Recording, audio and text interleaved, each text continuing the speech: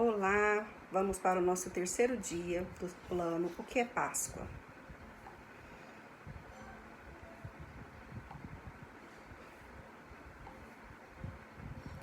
Precisamos de um Salvador.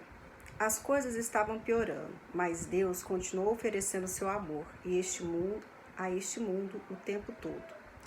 Ele nunca desistiu de nós. Ele sabia que levaria tempo para entendermos e seguirmos a trilha do amor que ele estava construindo ao longo da história para nos levar de volta a ele. O pecado distorceu o mundo que Deus fez de forma terrível. Distorcera o coração de homens e mulheres em toda parte. Luta, ódio, inveja, mentira, trapaça, roubo e tantos outros pecados se acumularam, fazendo o preço de todo esse pecado aumentar cada vez mais. Mas Deus tinha um plano. Ele estava planejando uma grande vitória para você. Bem, milhares de anos atrás, era caro para uma família, porque Deus pedia às pessoas que sacrificassem um animal saudável e forte, como uma oferta por seus pecados. Era uma maneira de chamar a atenção das pessoas. Custou-lhes alguma coisa, e talvez Deus soubesse que isso os ajudaria a parar, desacelerar e considerar o impacto de seus pecados no mundo ao seu redor. O pecado causou a morte. O pecado custou a morte. Mas o sacrifício não durou. E os pecados continuaram vindo. Havia apenas uma maneira de pagar o preço que o pecado custava à bela criação de Deus. E as pessoas não podiam pagá-lo. As pessoas não podem ser perfeitas. Somente Deus é perfeito. Então Deus era o único que podia pagar o preço dos pecados do mundo. E ele começou a espalhar a notícia de que faria isso. Ele mandaria um Salvador, alguém para pagar o preço de uma vez por todas.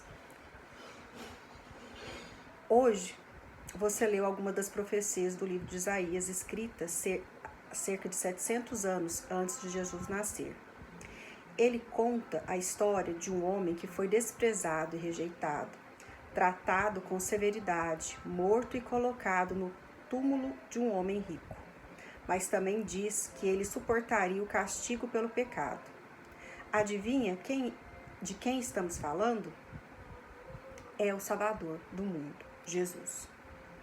É estranho ler porque muito disso está no passado, mas na verdade está falando sobre coisas que ainda não haviam acontecido.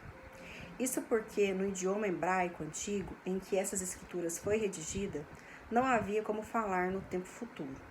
Não era um idioma que tivesse tempos reais como o inglês ou o português. A passagem que você leu hoje foi escrita no que agora é chamado de tempo profético. A gente vai ler ela daqui a pouquinho, que fala que a gente leu, mas nós vamos ler ela daqui a pouquinho. Ele era usado com frequência para descrever algo que tinha tanta certeza de que iria acontecer, que era como se já tivesse acontecido. As pessoas que o leram, quando foi escrito, sabiam que ainda não havia acontecido com base no contexto. Eles sabiam que isso estava apontando para o Salvador vindouro, porque não havia nenhum Salvador que carregasse os pecados do povo de Deus, quando essa passagem foi escrita. Foram boas notícias, mas levaria muito tempo até que esse Salvador chegasse aqui. Ainda não é Páscoa, mas estamos começando a ouvir sobre isso. Pergunte a si mesmo, por que às vezes é difícil as pessoas acreditarem que a graça de Deus é de graça? Quando é o momento de perdoar alguém? Isso é fácil ou quero que ele se sinta mal antes de perdoá-los? Ore. Deus, obrigado por nos amar o suficiente para pagar o preço dos nossos pecados por nós. Nós nunca poderíamos pagar esse preço. Obrigado por ser tão generoso conosco. Sua graça é absolutamente incrível. Em nome de Jesus, amém. Vamos para o trecho de Isaías.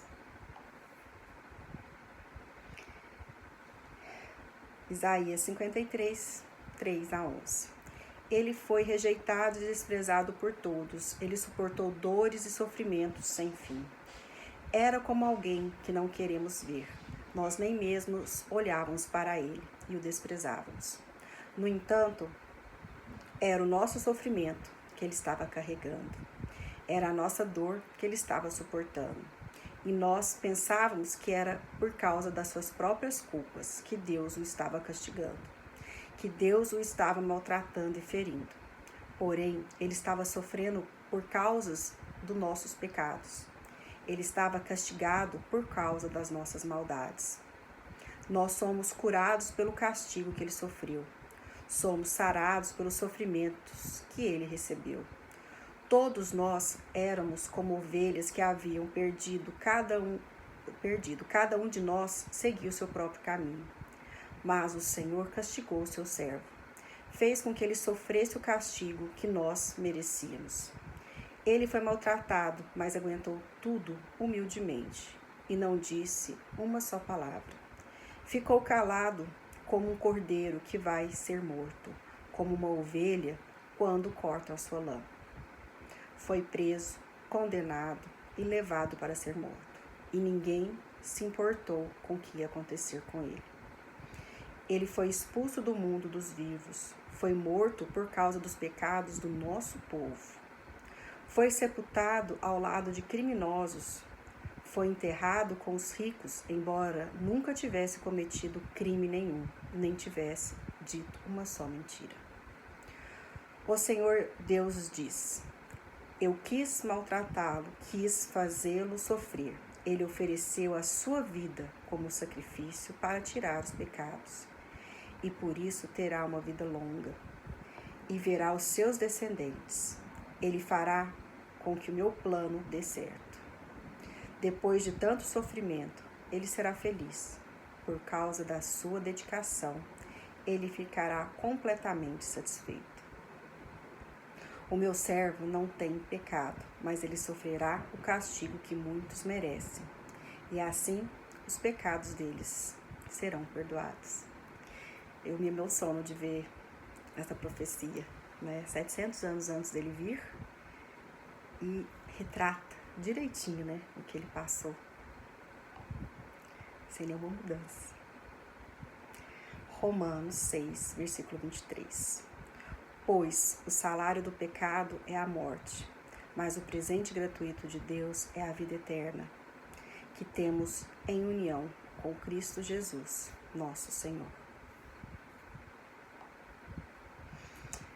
Que a gente possa honrar todo esse sofrimento e buscar a pecar o mínimo possível. E quem sabe, abandonar o pecado de vez. Fiquem com Deus. Até amanhã, no nosso quarto dia.